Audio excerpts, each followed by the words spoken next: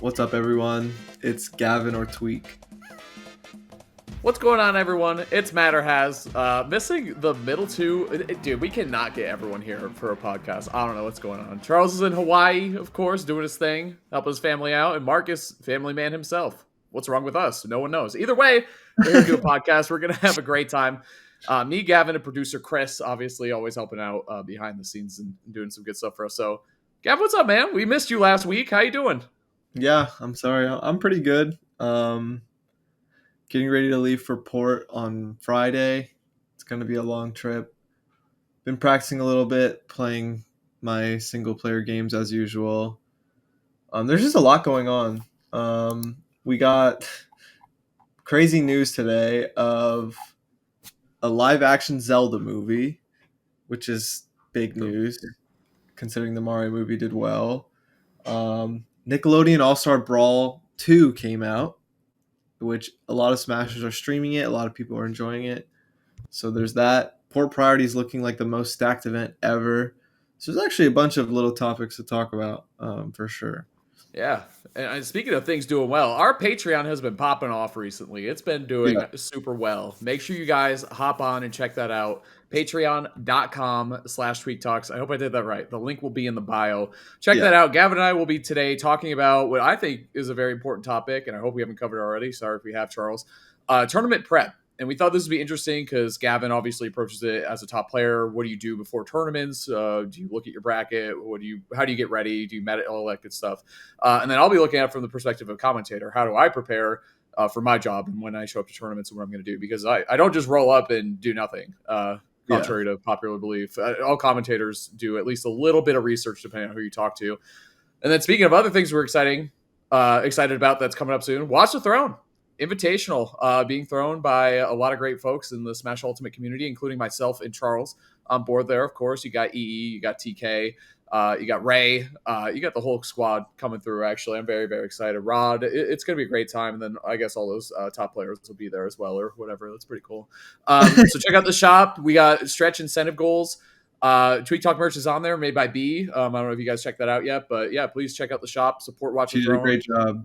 She killed it, dude. The throne is so good, and I'm so happy we got the Belmont axe on there for myself. Yeah. The Marth sword was a bit of a stretch for Marcus, is what I'd say. It is what it is, though. Either way, yeah. So I think the first thing we want to talk about is games we're currently playing or games we're excited that are coming out soon, because I know you've been on a kick with that recently with your stream. Well, just in life, like you have that thread on Twitter going on where you are trying to become a better gamer. Period. Like you're such a smasher slash COD player. Now you're trying to do people wait. Have we talked about that on the podcast? So you played like COD is like the first game you really got into. I don't know if we ever have talked about that. Yeah, like around the time I was playing a lot of Brawl, I also branched out into Call of Duty around the time when Black Ops 1 came out. My older brother got me into it because he came home from the military and stuff. And like I had never seen an Xbox 360 before or anything like that. So it was a big game changer. But yeah, I haven't really talked about it on the show too much, but it was part of uh, those teenage years where I played basically lots of Smash, lots of Call of Duty, and like I grew up as a Nintendo kid, but I didn't follow along with single player games anymore. Like the gameplay loop of multiplayer stuff just got me for like my whole life basically. So my whole thing with single player games is I played a bunch of stuff as a kid, mostly Nintendo stuff. Like I tried basically everything, but I didn't really finish much. Uh, that's why Pokemon is a big one for me because that was like the first time I started finishing games and like playing them to what felt like completion. You know what I mean? Um, so yeah, I've been going back, playing some stuff I've already been familiar with, playing some new stuff, learning more about myself, like what I enjoy, what I don't enjoy. It's been a good year. I told myself I was going to play one game a month, and I have completely destroyed that like by a long shot. I've played like I think like 30 something games this year. Yeah. So I'm pretty proud of it. Sometimes I think maybe I'm like uh, not as focused on Smash and stuff, but I've still felt like just very happy, and in a way it's like my own type of productivity as well, even though it's playing video games. Like it still feels like I'm accomplishing something, if that makes sense.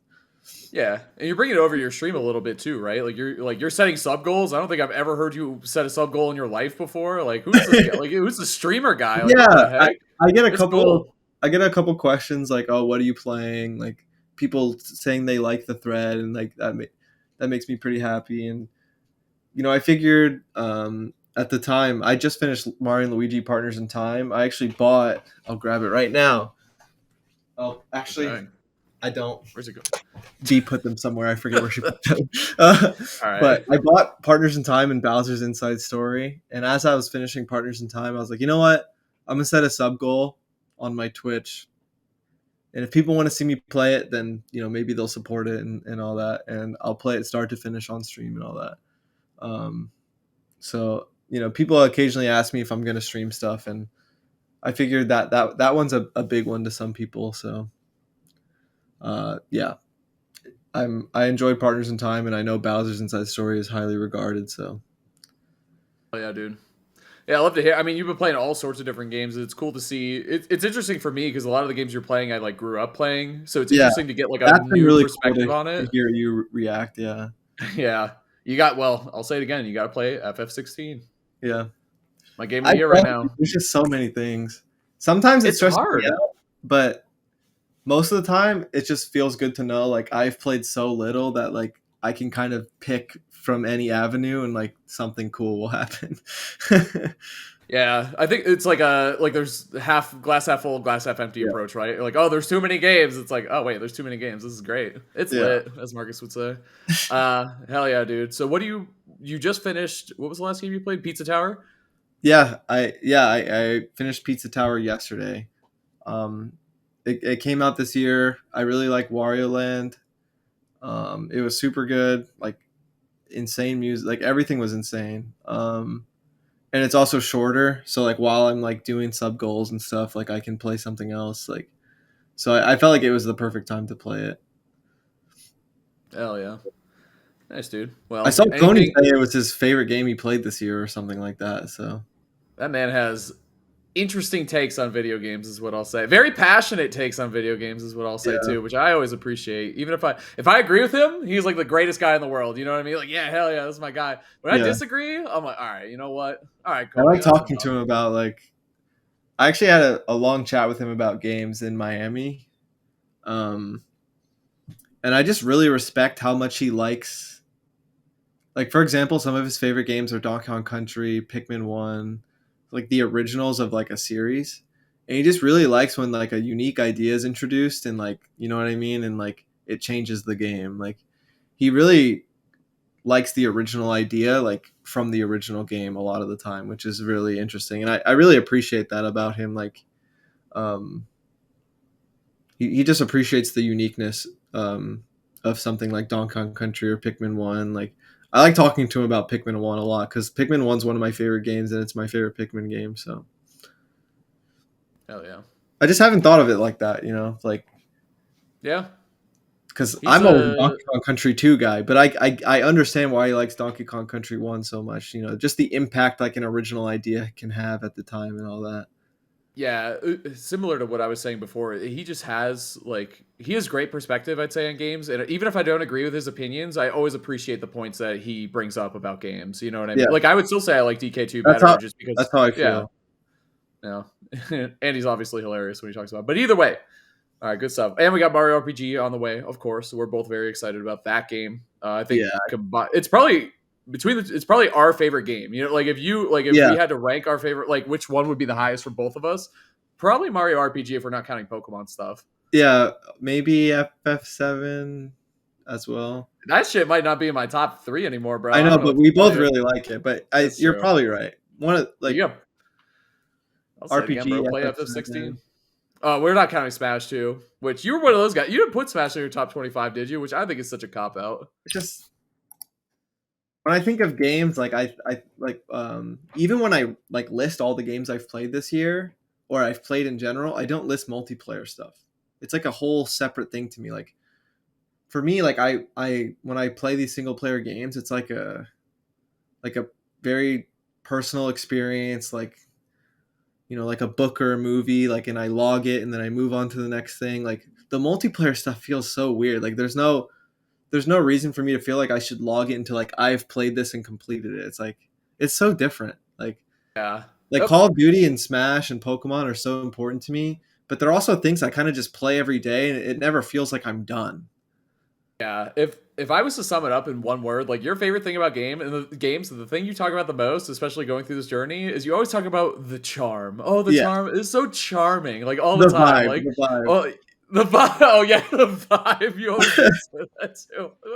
Oh yeah, Pikmin, just the vibe and the charm of all. I'm like, what the hell is going on here? Yeah, I get it, it though. I really do. yeah. But hell yeah, dude. It's Lots to look forward to. This year has been insane for gaming. I'm really looking I forward can't to. believe it. Like I can't believe how crazy this year has been. I can't believe Mario RPG remake is a real thing. I can't believe what I'm looking at every time I see an update. It's so crazy.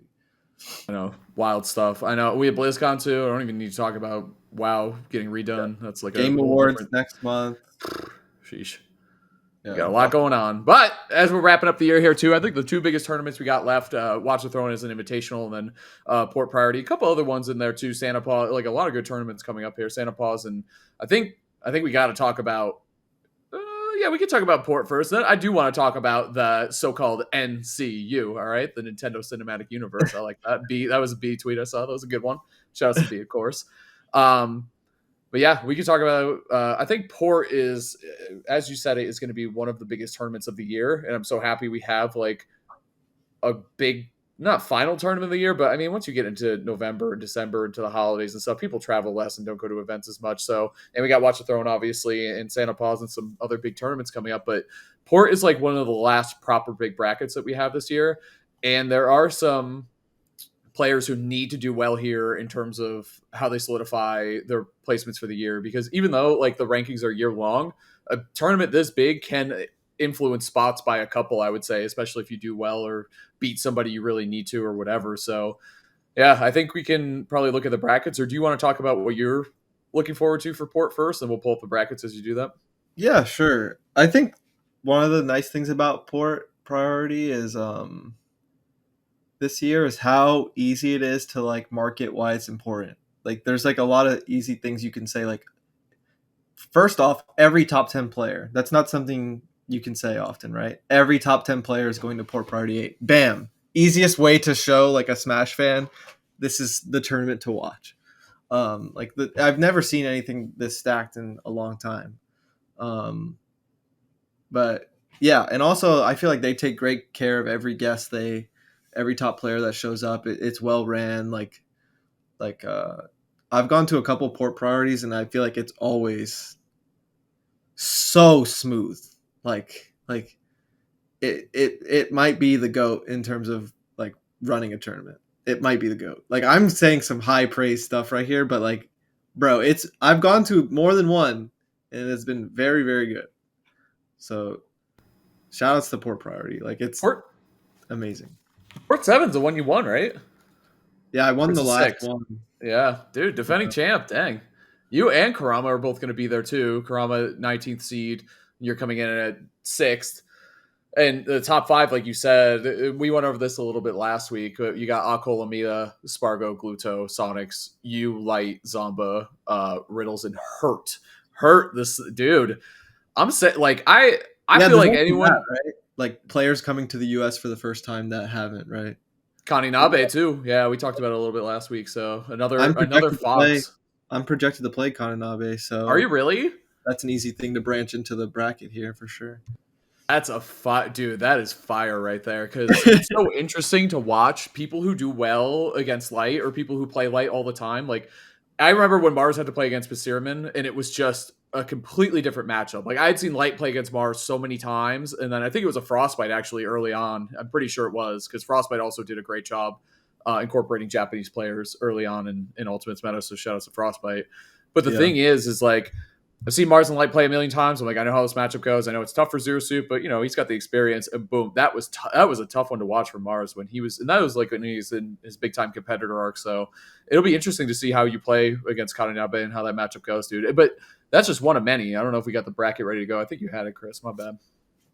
Yeah. I looked at it for like myself for the first time. I was streaming practice, and people were asking about it. And I was like, you know what? I should look at this real quick because I just forgot the brackets were finalized or whatever.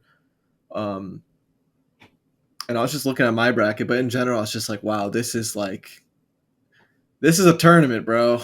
Like, wow. Yeah. It kind of put me at a loss for words. Like, it's just there's so many reasons why this tournament is a big deal. Like, players that have Yeah. competed in North America, every top 10 players here, it's the end of the year. Like, you were kind of talking about like how rankings can shift around and everything. There's just like this tournament has a weight to it that I just feel like is you know, you can't really put it into words at this point. Yeah, and I think just going down. So this is what we're looking at right now for the audio listeners is Pool C. So essentially, to get into this is top 64. So it'd be Spargo versus MFA. So that'll be a tough one for MFA, but it's an exceptional Olimar player. Tough too because you got to play Spargo, who's amazing, and also play Swords against Olimar. So that's gonna be tough, but we'll see. Yeah. Neo against Anathema. Like now we're now things are getting spicy. Ken versus Dark Wizzy. Shout out to Bark Wizzy. Karama versus Send. Like, that's already happening in top 64. You versus Shu. Shu's been on a roll recently. She's been playing amazing. And that's Kaninabe, right? Kaninabe base mage. Yeah. Wait, Yeah. low key, dude. Hold on a second. I know base mage, dude. I might call that. I might be like, yo, base mage got this. I low key think he could do it. I'm dead serious, bro. I think he could. I understand where you're coming from before you even explain it, to be honest. Mm-hmm. Well, you know what I'm gonna say is the real X factor there is that he plays Fox now. Did you know that? I think he's played Fox for a while, actually. A little bit, more and more though. He's like picking him in bracket and stuff. So I think he's confident with it. Yeah. Just like I think he's leveled up his Fox more and more. I've seen him talk about it more and more, so that's cool. Dang, that dude! Look at that's already a banger set right there. We're not even top 32 yet. I noticed some. I should pull it up myself because I remember seeing, like you said, like you're starting to talk about how early some of these matchups are. But there were some even crazier ones I saw, so I should pull this up real quick. Yeah, keep going. I'll keep going through this while you find that, while you do your research. Yeah. Leo Armadillo, and those are two players I would truly call wild cards at this point. I mean, we know Leo's peaks obviously are exceptional, and where he's at today, or how consistently he's been not making top 8. Like, but we all know he can obviously. So it's like, which version of Leo are we going to get? And then Armadillo plays Lucario as an exceptional player, so it's like, well, what the hell is going to happen there?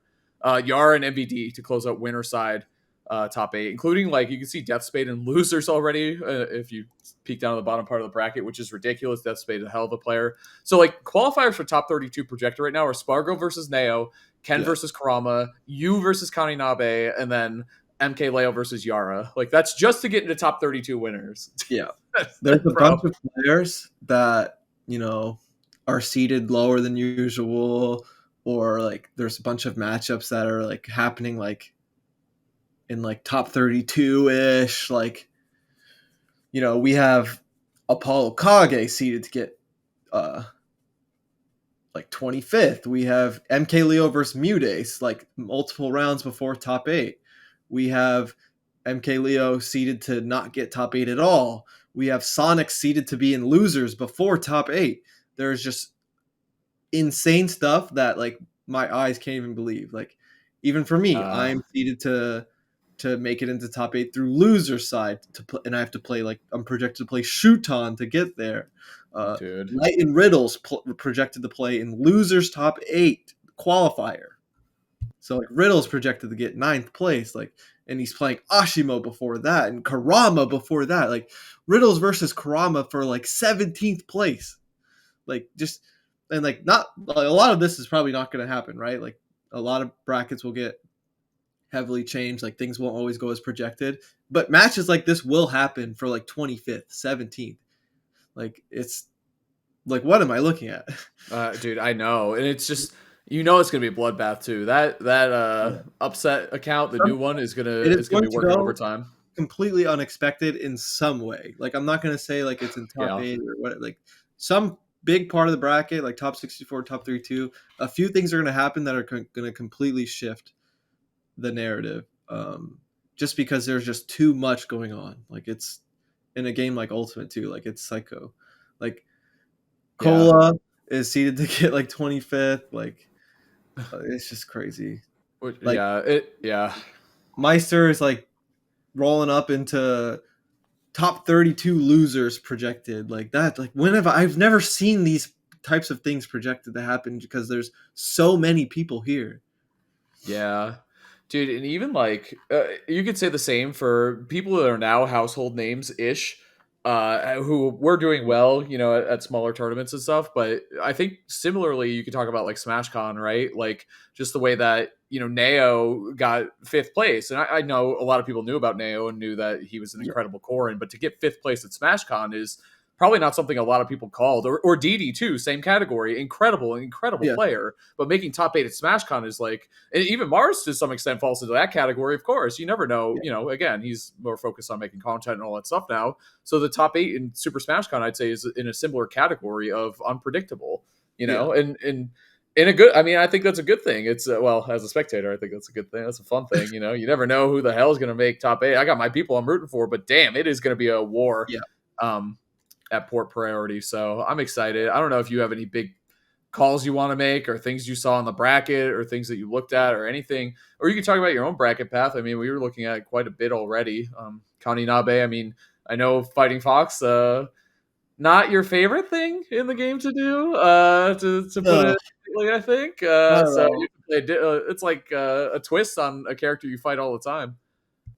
Yeah, so I play with light all the time, and as much as I hate it, and as much as the matchup feels rough, I always know how I'm doing when I practice, when I sit down and play with light before like bracket starts at a big tournament. You know what I mean? It's always a good way to see how I'm going to do that weekend. Like how well can I keep it together? How well can I keep up with the difficult matchup and situations? Blah blah blah.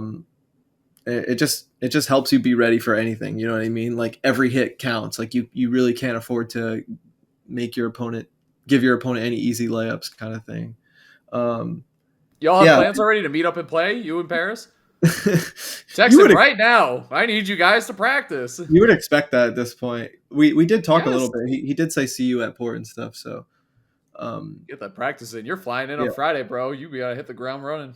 yeah. So yeah, I know Kananabe is really good. I've watched him play a little bit, and I know he's preparing to fight Diddy Kong. So I think that's cool. Um, yeah, but other than that, like I think my projected bracket is completely fine in terms of um, what I like to perceive as like normal Smash Ultimate, if that makes sense. Like you know, you got like Fox, projected play Zero Suit, Fox, MK Leo, Spargo. Like when it comes to like that mix of characters and players, like I would perceive that as like normal Smash Ultimate, regardless of how early it is in the bracket, right? Like playing Leo and Spargo outside of top 8 is crazy and all. But I saw it, and like considering like every household name is here, like you said, like I For think I real. could have been given a much like stranger thing to prepare for. We'll see how it ends up going. It could go completely different. But yeah, I'm feeling good. I think regardless of like projected stuff and like what I'm going up against and like my characters and stuff, Smash has been a little weird lately. Like when I practice, like for the last couple months, like I don't really feel like myself. I've been trying to look for answers. Like everyone goes through that, but the last couple days, I actually felt like myself for the first time in a while, in terms of like just how it feels when I'm playing the game. So I'm hoping that translates to tournament. You know, at least for me personally, when it comes to Smash and how I'm feeling, like it can change drastically over the course of 10 minutes. So like I'm hoping it translates well, and I'm hoping the way I'm practicing and playing and the way I feel about it in the moment translates to port priority. Especially, I I want to make an impact as someone who won the tournament last year and all that stuff. Like, um, so I'm feeling good about it. I feel like in Miami, I wasn't playing too much, and going into it, I was a little iffy. Like I wasn't feeling terrible, but like, yeah, I think it like the way I felt practicing the couple a couple days ago. Like I hadn't felt like that in a while, and I didn't realize that problem was even there until I was like, wow, I feel like myself right now, and I was like, wow, maybe I haven't been feeling that good about Smash lately, because like I had a lot of fun the last couple of days. So yeah, I'm feeling pretty good. What are your indicators? Like when you say you don't feel like yourself when you're playing, what does it? I guess like you kind of answered it, where it's like, oh, I was having more fun, and eventually, is it just you're not hitting your normal conversions? Or with Diddy, I always you know when I'm spectating, I always get nervous. You're going to SD with Diddy, like you're going to bounce off the stage or some stupid bullshit when you shouldn't, because the barrel. I don't know, that shit makes me nervous. What do you mean? Like I think I have an idea of what you mean, but I think it'd be good to dive into that a little bit more. Yeah, I, I'm so specific and about that kind of thing. Um, like indicators of like what's going well, what's going wrong, and like feeling good, feeling bad. Like yes, some of it is a lot of it's Diddy related, like what am I hitting and stuff. But I think a lot of it when it comes to neutral, it's like I felt like myself the last couple of days because regardless of like a neutral, like something a decision I make in neutral actually working out in my favor or not, there's like no hesitancy behind it. Like I would kind of just do something and I had confidence in it and I know what I'm going to do afterwards. You know what I mean? And sometimes whether it's tournament or practice, like everyone hesitates once in a while, and it feels like I've been hesitating a lot more and overthinking a lot more.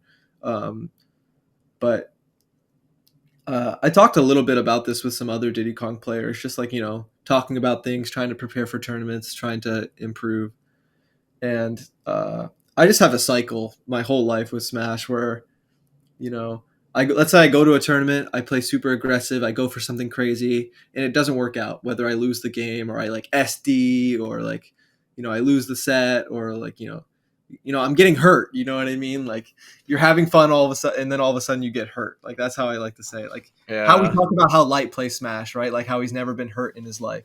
Like I go to a tournament, I play like that, and then I get hurt, and then Yeah. I practice, and I'm like never playing aggressive again, never going for anything too crazy again. I'm gonna play it safe. So it's like the intensity of like that drastic change, right? And then that cycle repeats itself. And then I'll lose a set, and I'm like, oh, I didn't go for like the killing blow, or I had an opportunity and I didn't fully take it, and that cycle repeats itself.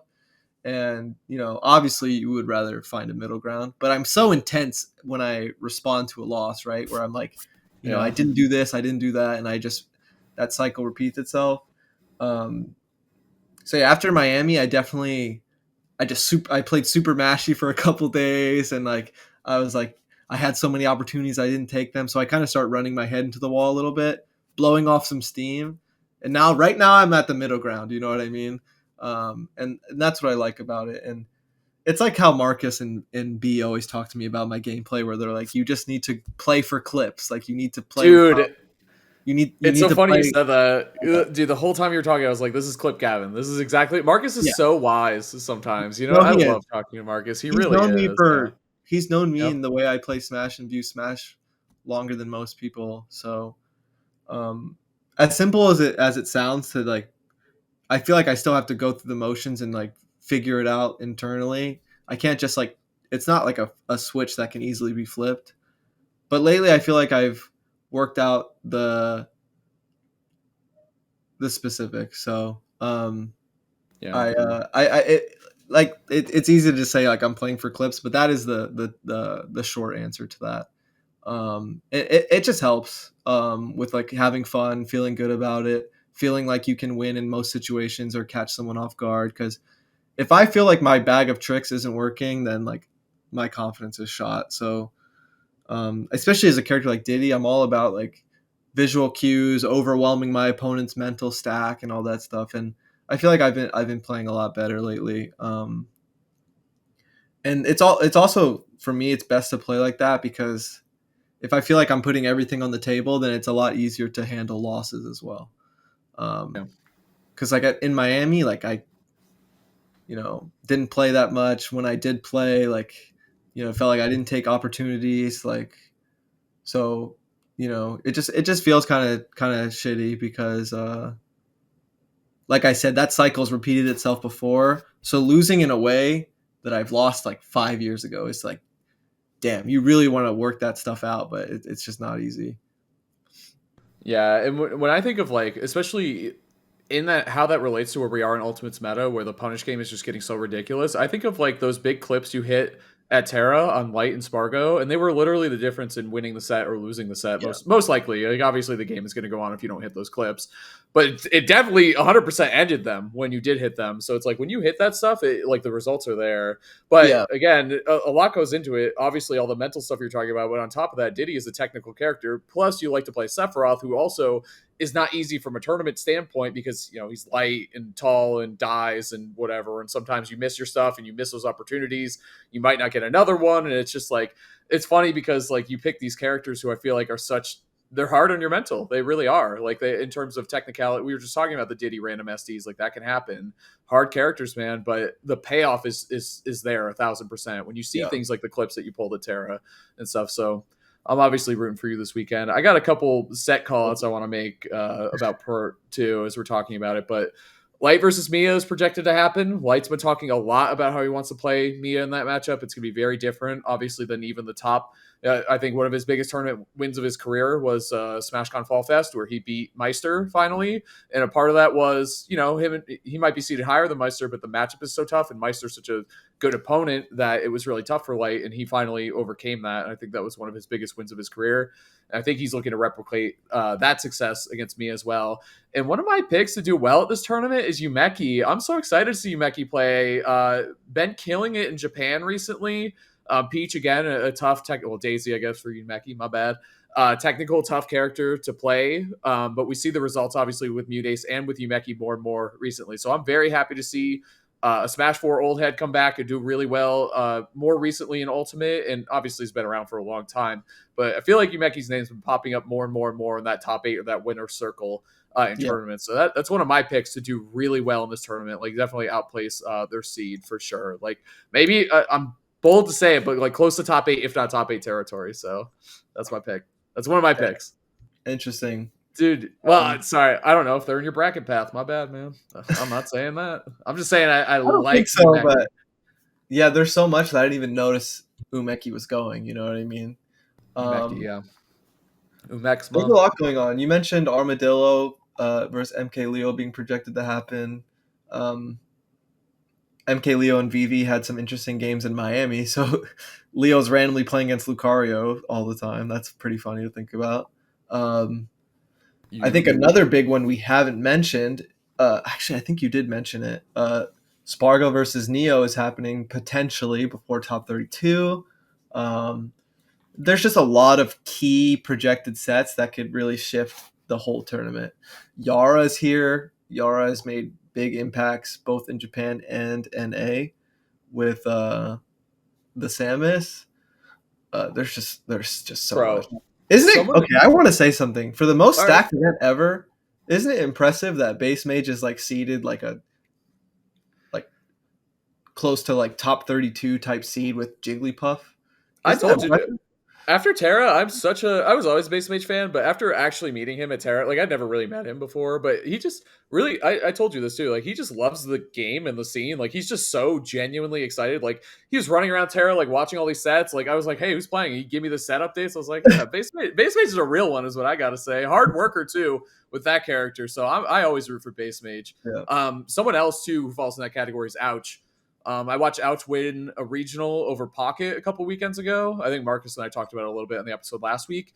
I would love to see Ouch get a shot at Yeah. Acola after watching that for sure. And I know it's not exactly the same, but beating a top level Steve is still really good. And I just believe in Ouch a lot. But he is Yeah. seeded to play Mia, which is also very interesting because Mia, I mean, always has had, not always, but has pretty recently had and has been working on playing more Pocket Steve. But I think it'll be game of watching that matchup. But I don't know, man.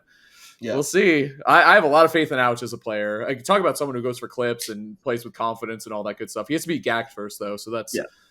what the like. I'm already talking about a projected matchup that might not even happen because he has to play gacked one of the most Yeah. consistent Japanese players in the game. Yeah. They're Jesus, dude. just, and it's like you said, we've talked about that a bunch on the show. Is you just said you would like to see Ouch get a shot at Aquila, and that's really the narrative a lot of the time for Ultimate. Is like there's a lot of these players. we said it for myself so many times, right? Like where I'm feeling really good versus like so and so, like top 5 player, but I don't always make it to them. Like you can say that for so many people. That's like really the narrative, and that's why it's impressive that like the best players like Acola, Mia, Spargo, Sonics, they've been rewarded for their consistency, right? Like you got to work for a shot at playing them because they're always winning and making it that far in bracket, and you think you're going to do well, but you got to make it to them. You know what I mean? And that's just the name of Dude, Ultimate lately is, fighting for those high seeds because the consistency is so difficult. that's why, like, something we've been talking about so much is just how impressive Mia and Acola have been. Like, I think Acola is like the poster boy for consistency at this point, and Mia's not too far behind him, honestly, aside Yeah, from SmashCon, really. And is getting third really that bad, or whatever? Like, I don't think so. yeah, Well, maybe for Mia, that was a bad day. The buzz factor will come through too. And DeBuzz too is only the 13th seed at this tournament. DeBuzz, who has been absolutely on yeah, fire, and I'm not saying like that's not a deserved seed or whatever, because I know he had some rough tournaments yeah, before. That was a while ago though, so like I think recency bias. I think obviously DeBuzz is someone that can make this top 8. Ashimo, my guy, I'm gonna be rooting for Ashimo so hard this weekend. He gets to play Mutace. It's gonna be tough. Mutace yeah, is traditionally very very well against fighting game characters. And I think too, Mute. It's been cool recently because Mute's had more confidence in the Palu, just going Palu when he's like, oh, I just don't want to fight you. I'm just gonna go Palu and like run away and do all that stuff. But I feel like he'll go Peach at least to start against Ashimo. But yeah, that is such a set I'm looking forward to because I'm such a fan of both those players. They're both such hard workers. yeah, Dude, holy shit, man. I mean, this is just the top 24 is capped up. Yumeki's the 25th seed. Like what the yeah, barely seeded to make top 32. That's just yeah, ridiculous. Shattuck versus Light is happening, or yeah. seeded. They're seeded to happen. I guess we should There's just a say at bunch this of point. names that deserve to be talked about that we just won't get to. This shit is And like our big house, like Melee has the big house, it's like their big thing. This is like our big house. This is like Melee always calls like their Super Bowls are Genesis and Big House. Bro, this one is getting close, honestly, especially with this most recent I one. mean, what's more stacked than this? Dude, I don't know off the top of my head. I'm not trying This to is offend more anyone. stacked than SmashCon. Watch the throne. It actually isn't though because they have raw numbers. Like what the hell? Like I don't even know what it's to say at this impressive. point. I don't Like know. Andres is going. Obviously, I'm looking out for all the Kens and then when we however talk many. about this, the results of this tournament next week, who knows what we're going to be talking about? We're gonna need a mega episode for sure. It's just Who gonna be knows what we're ridiculous. going to be talking about? I can't wait. So I'm not doing comms this year. I talked to the guy who's hosting, and I just contacted him too late because I'm a dummy. But Charles is going. I'm so excited for Charles. I'm actually kind of bummed because everyone's talking about going. I'm just like, all right, my ass will be home watching. But I love watching I think he sometimes. Sometimes was. it's so fun just to I sit don't back and think watch it. Charles was at 7, but I think he was at 6, and I was also at 6. So I hung out with He, Charles at 6. I yeah, actually didn't know he was going until you just said that. So I'm happy him. that I have someone going. You got like Phil. You like got a, him. like You a got Light. close friends. Yeah, yeah, Bro, the whole squad is pulling up. What the heck? yeah. Except for me. Sorry, except for me. And B's not going either. Yeah, that's where it started. Like I knew you and B weren't going, so Yeah, like I guess I was like under the impression I was going to be by myself. And I'm going glad solo. Phil and Charles and Light are going for sure. Catch you riding dirty. What was the last thing I wanted to look at? I had is Mars going? I don't. If he I is, he's seated so low that I didn't notice. There's no way he'd be. Well, I guess it's he did top 8 SmashCon. I don't think he'd be seated that low. I don't think he's going. Yeah, Maybe I don't I'll think ask him he to is. come I over don't, and hang yeah. out, come through. Oh yeah. Anyway, Jesus, dude, I don't even know what to say. Port, it's gonna be a hell of a time. I will certainly Yeah. be watching. Maybe I'll stream that shit. I've been meaning to stream more recently. I've been having thoughts about it, so Interesting. maybe I'll stream That'd that be shit. I cool. don't know. I'm thinking about it. I'll do a little watch party maybe. Oh, maybe Marcus will be down. Actually, he's busy though. I'll try. We'll He see, might Chatty. be. We'll see, chat. Anyway, wow. So that was port, or Yeah. like a fraction of port, like 5% of what we expect to see at port. Because who the hell knows? The other one I'm interested in is Sparko. He does so well, so Yeah. consistently all We're the talking about time, the except for sometimes, except for every once in a while. He just I don't know, man. It's poster just people for consistency, and yep. over in North America we have uh Spargo, and Spargo's always playing against Sonics, right? at these North American Yep. tournaments. And there's a reason they at the end of the road they've been playing against each other so much. They grind so much, they practice so much, and it's paying off. And game fives all the time, like it's the same narrative.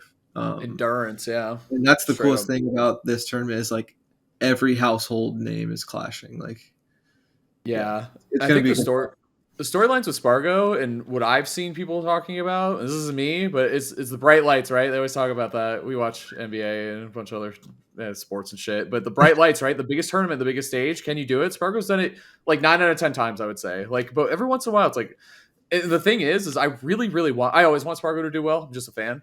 But him versus Acola, we need to see it again because we talk about Acola gets everyone gets a chance to beat Acola. Like that's the storyline, bro. Acola's got to beat Spargo too. Like I want to see. He's been thinking about that because everyone was talking that shit. Like everyone was talking that shit. Like Spargo's better. Spargo's my goat. Team Fundies. Like bro, yeah. Acola, give that kid another chance, bro. I want to see what he can do with it. That's what I want to see. That's the interesting thing. Like you were talking about before we got into it.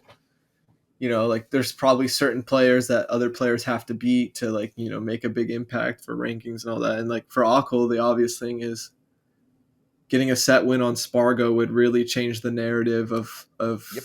how we perceive the best players. Like, or at least it would like shift the conversation just a little bit. Because that's the thing, man. right? Like, oh, like Acola wins every time, but if he runs into Spargo, he loses. Like people like to simplify it like that and stuff. But Yeah. there's certain outcomes that could happen at a tournament like Port Priority that can just shift the conversation of Smash Ultimate, like what we talk about as a community. So it's Especially because people are so reactive to results, right? Like every time someone does poorly, they're washed. Every time someone does well, they're amazing or they're carried. Like one or the other, or maybe a little column A, column B, and it's just like That's why I want to see Acola Spargo like so bad, and I think this tournament could really determine who is number two. Like I think that could be a big factor here. Like if Mia does poorly or Spargo does poorly or they play each other, like it could be like a head-to-head situation because I think a lot of people are saying Mia right now. I'm not a numbers guy. I don't know what to tell you, chat. I don't know. I feel like it's Spargo, but I have no idea.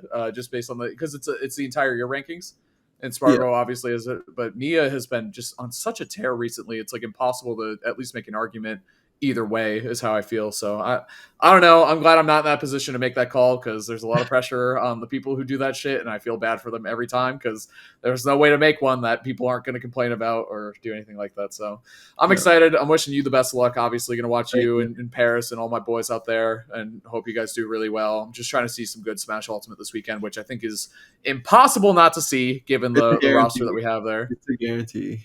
It is a guarantee. So live it up out there. It's in Seattle. Yeah. W2. I've never been. I want to go. I'm gonna try to go. If there's a point nine, I will I like try it. to go. I like it. It's just as far as it gets for me though, in terms of like in-country travel. So Sure. that's the only bad part. But overall, I think it's a really nice place. For sure. I think so. One thing I want to do too, there's actually this cool graphic that LumiRank has come up with where they do weekly recaps of people who won C tiers and stuff. And since we get so much shit when we don't cover every tournament, I think this is a good way to kind of cover all of them. So we're trying to get everyone in here. So I was able to catch some of Tech Republic this weekend. So shout out to Gluto, one of the most, you talk about Mr. Consistency. He's been so well, doing so well over in EU, winning that tournament. Sue actually won a B tier. And Shuton won a C tier, which is great. Again, some classic household names there, especially in Japan. I think Shuton, I mean, you want to talk about consistency. I mean, not necessarily winning tournaments in Japan, but always towards the top. Yep. Oh, my God, yeah. Live Shuton reaction, baby. Neo was able to win a C tier over here in NA. Glad to see Neo's making the most of the trip, most of his trip over here in the USA. Spargo won a C tier as well. Peep Nut, shout out to Peep, dude. Mega Man Goat, obviously. Winning Rock the Hill tournament. Tarek too, who has also been like just touring NA a ton and like just World Warrior status. So shout out to Tarek doing so well. The Greninja looking super slick. Another player who could pop off at port 1,000%. Then you had Starly, Palumane, and Toon. Steve winning Magna Glitch, which was in Chile. So very cool to get that. Thanks to me recap. Chag was there. Chag was there. All right. Good. There you go. This guy pays attention. That was grand finals. the grand finals between Steve and Chag. It was Toon and Chag. Yeah, I've heard Toon's tag before, so we'll see. Dude, you never know who's gonna pop up at these tournaments, man. It's crazy stuff. Yeah, so shout out to everyone. Like we say every week, Ultimate is a global game, so we're trying to cover all the results, but we want to cover stuff we're close to and stuff that we really care about. And all, not that we care about everything. Obviously, it's just we're only an hour-long podcast. All right, we can't sit here for 8 hours. Yeah. Well, we could, I guess. Anyway, all right. Final topic. The NCU. What do you got, man? The Nintendo Cinematic Universe. You like it? Yay or nay, Gavin? Give us your opinion. I'm a little caught off guard. It's not like I didn't think it was going to happen or it wasn't possible, but I guess first off, it's live action, right? And second off, movie, right? Yeah, the Zelda movie. And just the way it was introduced to us was so strange. It was just like no pictures or video, like just a tweet from Miyamoto. Hey guys, Zelda movie. That was so weird. I've chatted about it a little bit with B and like some friends, and of course the Mario movie did great. I think it did like more than great. Like I think it did absolutely fantastic as a movie.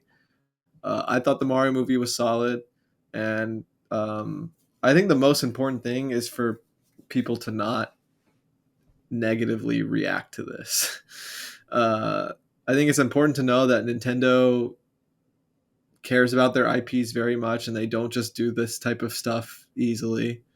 It's cared for very much, and I think it's important to know that Miyamoto is going to make sure that this is solid. You know what I mean? Other than that, I don't know what to say. Like, doors are being opened, bro. That I don't like. Doors are being opened. That's all I gotta say. All right, shoot from the hip here. I don't know if you thought about it. Who are you casting as Link? In 3, 2, 1. Who you got? Charles. Great choice. He loves Nintendo. We love Charles. I think he did a great job, honestly. All right.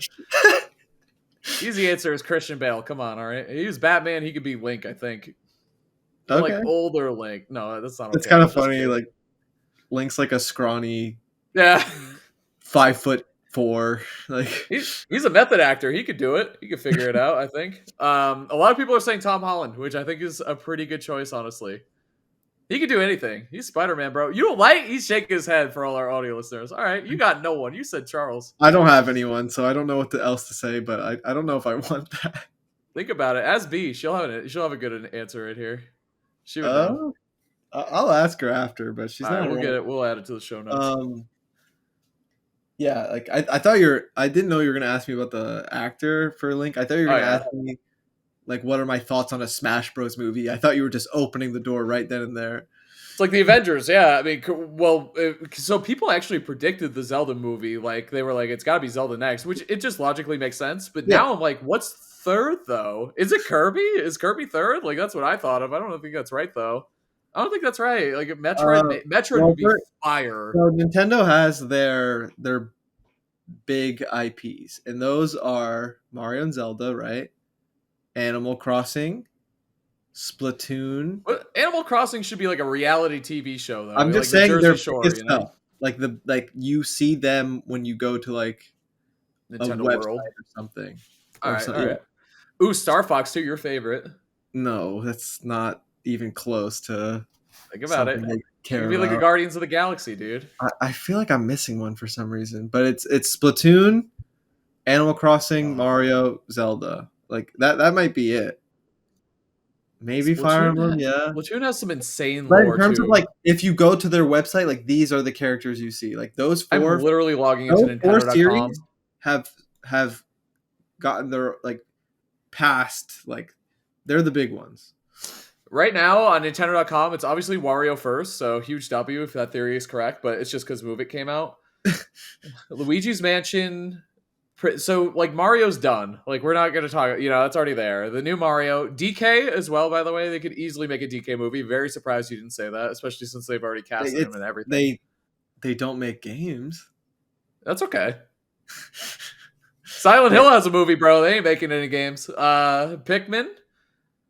Pikmin's on here. Oh, Fire Emblem for sure. Which Pikmin has never sold well enough. I think they want it to, but yeah, Kirby would probably be like somewhere with like Splatoon and if they pick one of those like random farmer RPG games, that like one of the 30 that got announced this year.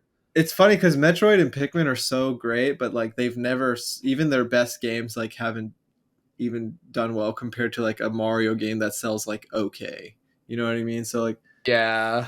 I don't know how far they're gonna go down this like movie path, but maybe it's not even that far. Maybe they're just gonna stick to like because these are Miyamoto's creations, right? Like Mario and Zelda. So you know, Yep. I Well, know he cares about NBA Pikmin very 2K much. movie. I know he cares about Pikmin and all that, but I don't know. I think we might be overthinking it. Like, who knows? I would like to say that maybe this isn't. Maybe the NCU is happening though. Who knows? So far, I mean, two. How many do you need? I mean, two is technically good enough, right? We'll see, Yeah, dude. I don't know. Fire Emblem is a pretty good one too, and I am like a little. I don't want to say skeptical, but I am surprised that they're doing live action for Zelda. It just sounds so much. I don't want to say harder, but like I think like if you're trying to do a translation of like a more cartoony video game, making it animated just like makes a little. I don't want to say yeah, more sense, but it just translates better to me. But I'm yeah. interested to see. Maybe it's just a completely different path they're taking with it than the Mario movie. Like, is it more Yeah. serious? Like, I mean, Uh, I would love to know like the specific because there has to be a specific reason like why they made the choice they did, right? Yeah, I'm done questioning like I stopped questioning movie decisions like that after Batman uh Dark Knight Rises. After that movie, they casted Anne Hathaway as Catwoman. I'm like that'll never work. And then it was my apologies, Miss Hathaway. It was great. She killed it. I'm done questioning decisions like that until I see the final product. So I don't care. You guys made that decision. Yeah, Let's see how it goes. You got it. You have an opportunity as far as I'm concerned. So we'll see. yeah. My ass will be in the theater watching though for sure. Zelda I'm rules, not man. stressing about it. I guess like something that's similar here is I actually when I was in France, the One Piece live action came out, and B and I have been waiting for a couple years. We stay updated with like how it's going. I was very skeptical. I've been a One Piece fan for like 10 plus years, and it blew me away. Honestly, I thought it really surpassed my expectations. I thought it was a really great live action adaptation of One Piece, and it did really well. It gets like people I know into One Piece and stuff. Like it's crazy. And I think, what it comes down to is at a certain point I just trusted Oda, the creator of One Piece. Like if he has such a big role in it, like I should just chill out and like it'll probably be fine. And like Yeah. that's how I ended up getting with the Mario movie, and then I saw it and it was perfectly fine. And I'm trying to start myself early with the Zelda movie. Like Miyamoto, like he might care about Zelda like in his heart more than he cares about Mario. So like I trust it. I trust it.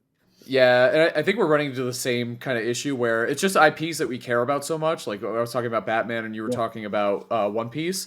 And at that time, I mean, obviously the Christopher Nolan Batman movies were great, but you never know how something's going to go when it goes all the way to a trilogy. And with Netflix making anime live action stuff, did not have a good track record. So like, Yeah. I think our like initial like fear because we care about the IP so much was like fine, like it made sense. But I think as time has gone on and they've hired and put good people in these positions, especially like video game movies have gotten so much better. Like, Yeah. so, and I got to give it up, and I never want to give Sonic credit, but the Sonic movie really felt like a turning point for video game movies. Unfortunately, I have to give them the credit, and a part of that was they listened to crowd That's a great feedback. point. If they didn't listen and didn't change, that movie would have flopped. But they did, and it showed. It like kind of paved this path forward to where we are today. So I'm Absolutely. I curious. never thought about how impactful that was. Was bro, I don't know how far along we'd be with all this stuff if that didn't happen. Honestly, because I don't know, dude. Yeah. It's just crazy. I'm more and more excited for video game movies as time goes on. When they used to be like a joke, like this movie's going to be a 2 out of 10 at best. It just has there's And they Scorpion. and they There he directed it is. like a joke too, like kind of silly, like Hmm? kind of poking fun at it in the first place. And I feel like the nature of it is different now. So You need people who are fans and who truly understand the spirit of something in order to make it good. You know, like that's what I'm getting. Like that's why, like with Yoshi P and Final Fantasy, like they finally got their guy. You know, like they got a guy who understands what makes Final Fantasy so amazing and how to actually improve it and push it forward. So it's cool, man. It's I can't wait. I'm excited to see how everything goes. But yeah. I think that's just about it for this week. Anything Yeah. else you want to drop in there? Or that about wraps it up. We're gonna get into some Patreon bonus content for those who are interested. Like Has said earlier, it's been doing really well. I appreciate everyone who supports the show and the Patreon and everything. We're going to be talking about how we prep for tournaments as a player and a caster. And yeah, thank you so much for watching this week. Have a good one.